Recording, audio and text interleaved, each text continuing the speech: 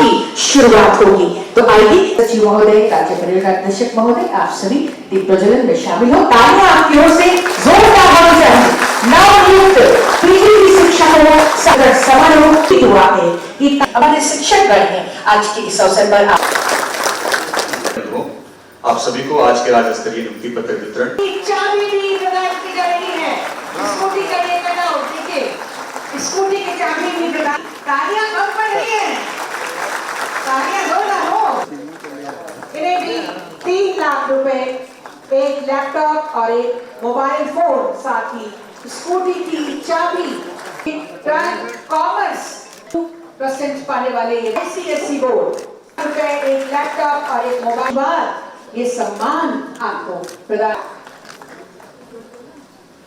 3 लाख रुपए, एक लैपटॉप और मोबाइल फोन।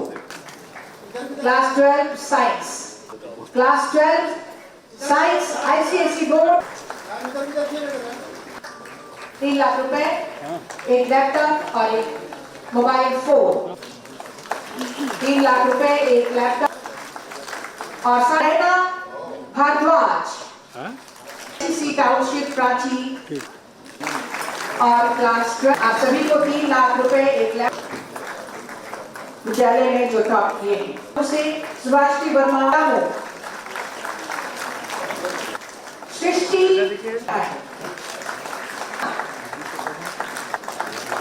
लैपटॉप दिल्ली में एडमिशन हुआ है इनका, अमन राज का। संजीव राज धनबाद 100% परिणाम प्राप्त। मुख्यमंत्री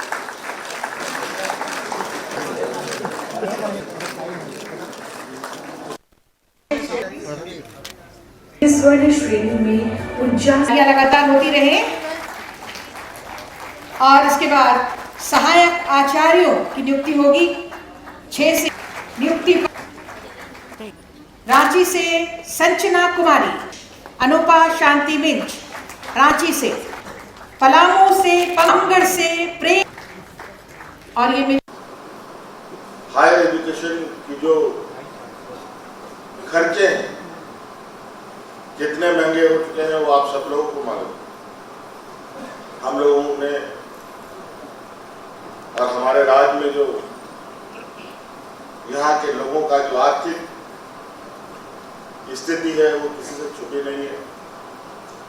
तो आज हमने उन बच्चों के लिए गुरुजी क्रेडिट कार्ड भी प्रारंभ किया है, जहाँ 15 लाख 4% के इंटरेस्ट पर बिना किसी कोलेटरल पर आप गुरुजी क्रेडिट कार्ड लीजिए। बैंक आपको आर्थिक सहायता देने के लिए बाध्य है और वो भी पैसे आपको लौटाने तब है जब आपकी पढ़ाई पूरी होगी, आपको नौकरी लगेगा, तब आप धीरे धीरे उनको पैसा लौटाएंगे। तो कई ऐसी चीजें हैं।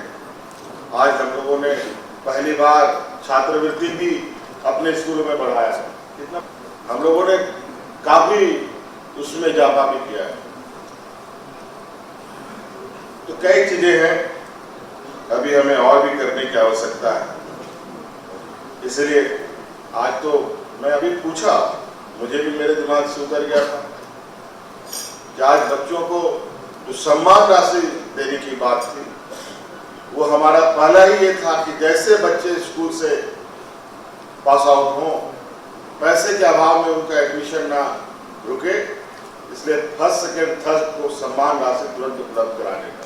मैंने कहा कि आज इतना विलंब क्यों हुआ।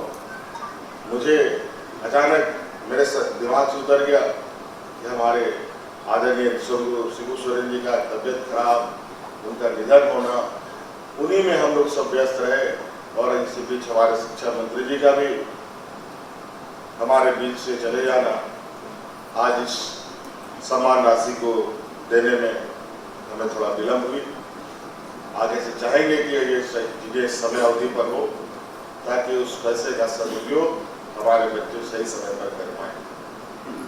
इसलिए बहुत ज्यादा नहीं कहते हुए आज सब आप लोगों के लिए बहुत खुशी का दिन है और कई सारे स्कूलों को सम्मानित करने का भी नए नए तरीके से हम लोग प्रोत्साहित करने का हम लोगों ने कार्यक्रम बना रखा है। आप लोगों ने वीडियो फुटेज के माध्यम से देखा भी किस तरीके से हम लोग आज शिक्षक भी सम्मानित हो रहे हैं, बच्चे भी सम्मानित हो रहे हैं।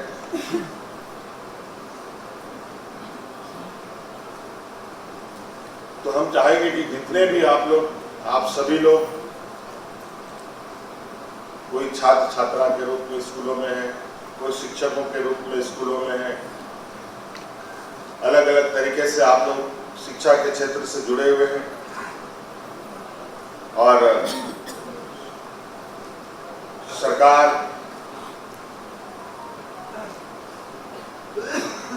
का उद्देश्य राज्य को आगे बढ़ाने का, राज्य के हर क्षेत्र को आगे बढ़ाने का है। और इस राज्य को आगे बढ़ाने में सिर्फ मुख्यमंत्री ही जिम्मेवार नहीं है, सिर्फ मंत्री परिषद ही जिम्मेवार नहीं है, सिर्फ पदाधिकारी ही जिम्मेवार नहीं है, सिर्फ शिक्षक ही जिम्मेवार नहीं है, सिर्फ छात्र ही जिम्मेवार नहीं है, बल्कि पूरे राज्य के लोग जिम्मेवार होते हैं।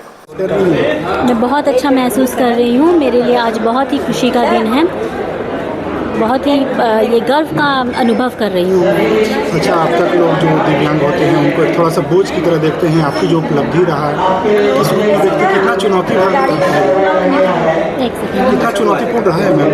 हाँ, ये बहुत ही चुनौतीपूर्ण रहा। जब अगर आपको कुछ इंजरी हो जाती है उसके बाद में निश्चित ही लोग आपको बोझ की तरह देखने लग जाते हैं और ऐसा लगता है कि ये क्या कर पाएगी। मेरे साथ भी ऐसा हुआ था जब लोग ऐसे सोच रहे थे कि ये कुछ बन भी पाएगी क्या, ये कुछ कर भी पाएगी क्या आगे ज़िंदगी में। पर लेकिन ऐसा सोच के हाथ में हाथ धर के बैठने से तो कुछ होगा नहीं।